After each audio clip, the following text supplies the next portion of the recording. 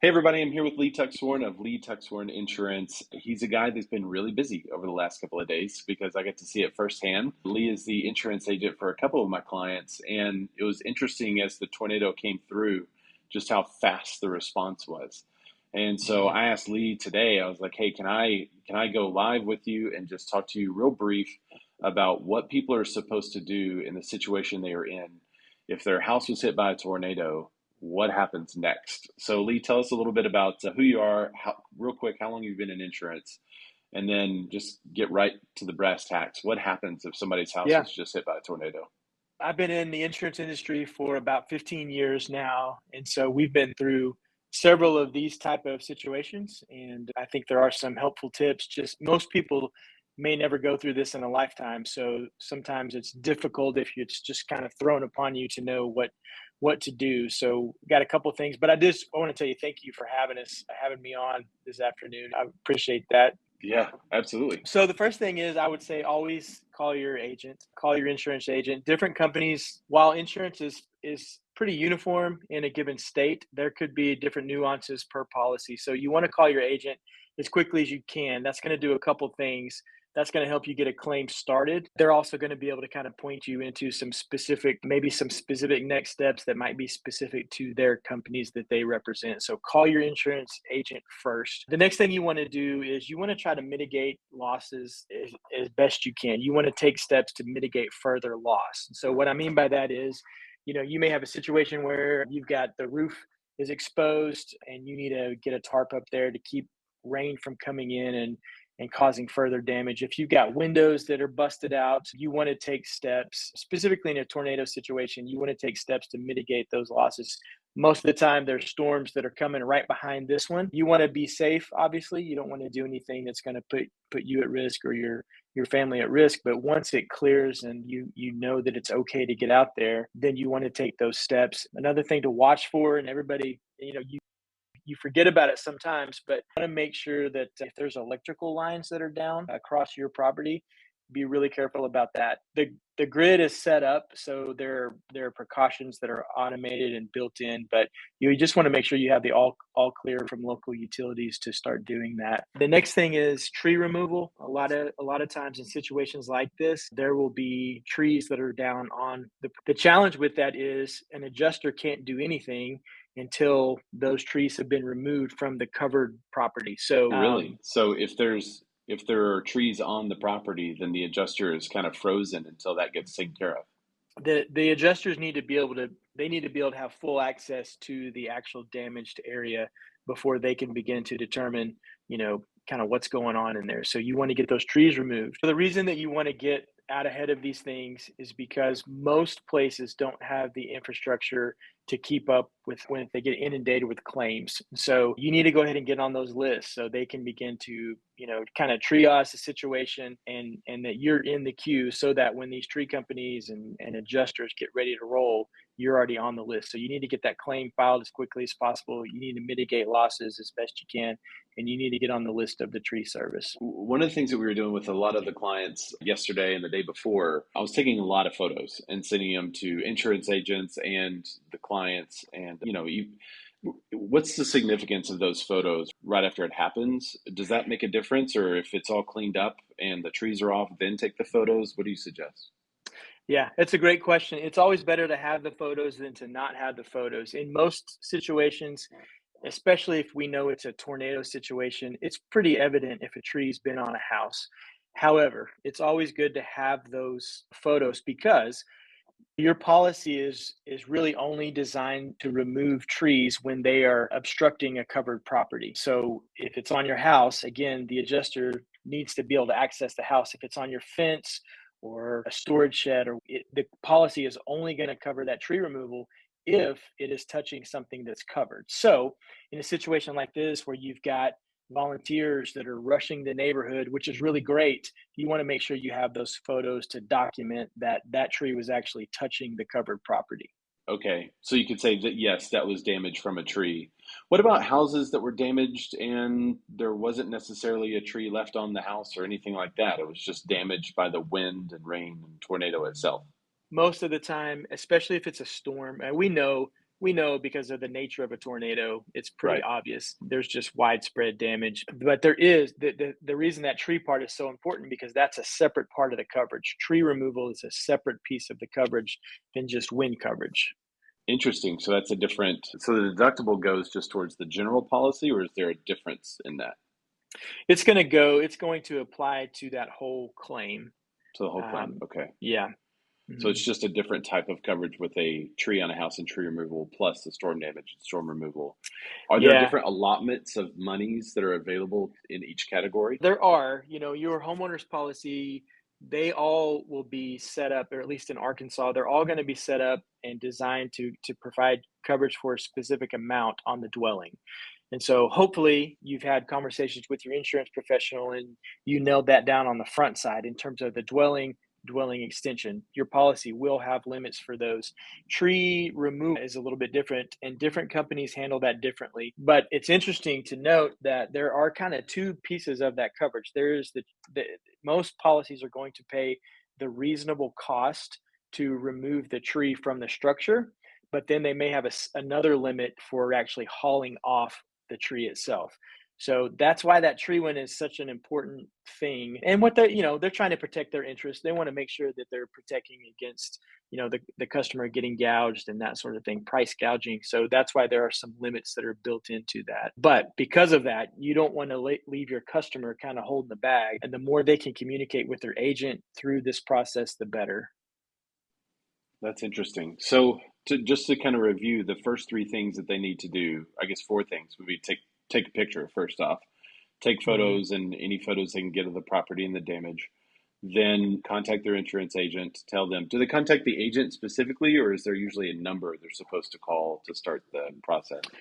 Yeah, they can do it either way. If it's after hours, a lot of times you're going to want to, usually you can call your agent's office in most cases, and they will have a redirect set up that will give you the option for claims. You can go online, you can do it over the internet, you can do it through an app.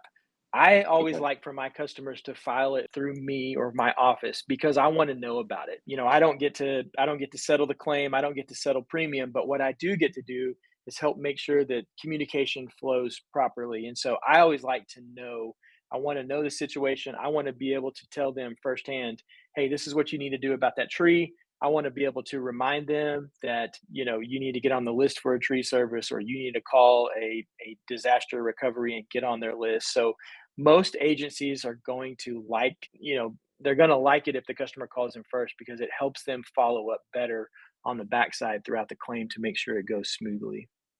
Okay. And then they start the removal process and they just keep all the receipts from everything they've gotten, right? Yeah. Yeah, keep all your receipts. If you have any expenses associated, if your home is uninhabitable, that's another kind of thing that does happen a lot in these situations. You want to keep any kind of receipts, whatever they are.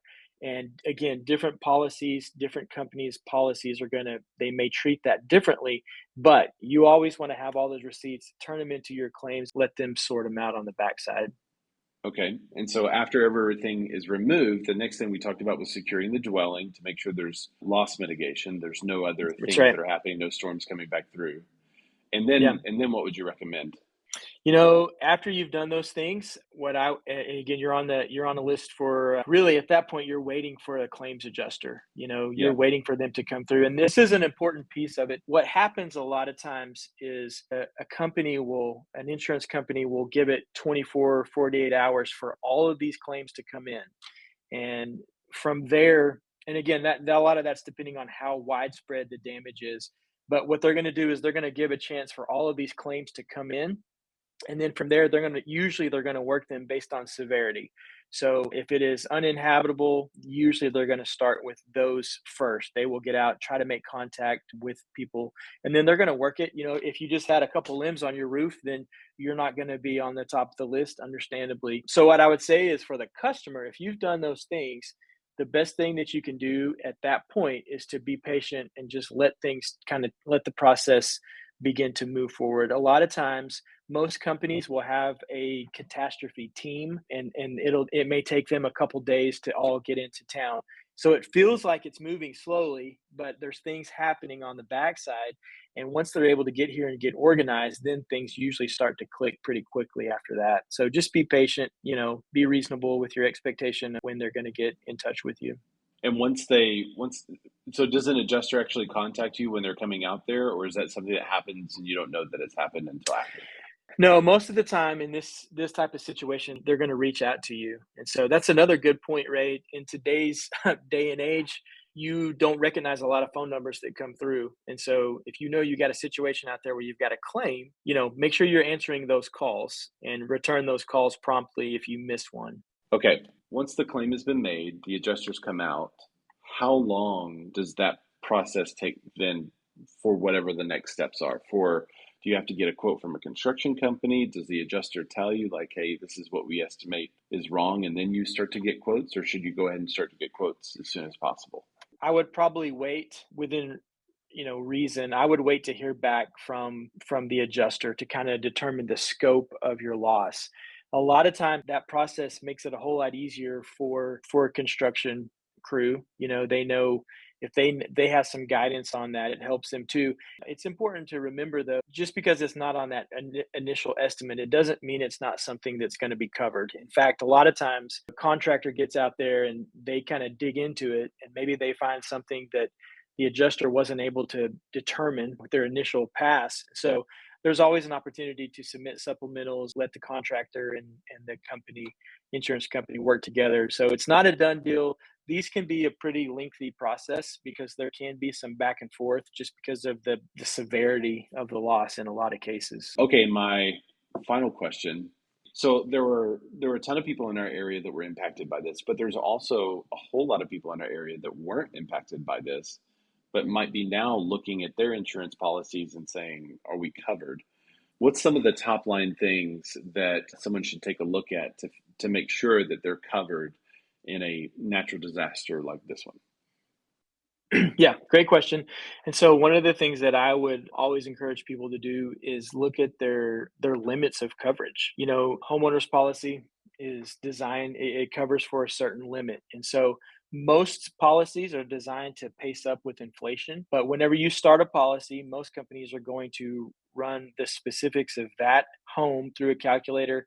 Calculator is going to say, "Hey, this home in this area would cost this much to replace if it were a total loss." The challenge with that is those cost numbers change all the time. Labor fluctuates pretty rapidly. Material costs, it fluctuates pretty rapidly.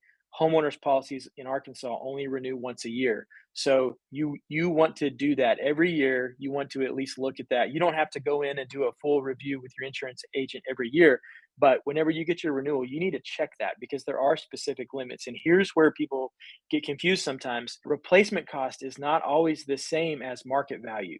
So you want to kind of keep that in mind. In a lot of cases, there's additional costs that have to happen. So for example, with a tornado, you don't just get to go in and start from scratch, right? There's a cost associated with cleaning up that lot before they can ever start that again. And so there are provisions in your policy to help for debris removal and that sort of thing. But that is something that you want to make sure you have a pretty good idea. Make sure you're in the ballpark on that estimated replacement cost. The other thing that I would say, and this is just a good general rule, people don't think about this because they don't ever think it's going to happen to them. But we haven't talked much about personal property or your contents, but that's a pretty important part of this conversation as well, because not only is your home destroyed, all your stuff's gone in a lot of cases. And so I would tell you I would just walk through the room, maybe with a video camera or just take some photos. You don't have to take the time to list all of that stuff out, but you do need to be able to reference it in the event you have a total loss. So you can go in and say, okay, yeah, oh yeah, here's a picture of my living room. I had this over here. You got years of accumulation, right? Some of that stuff you may Yeah. not want to replace, but you know, if it's in your Yeah. garage, you probably have tools in there that you use once or twice a year that you forgot about.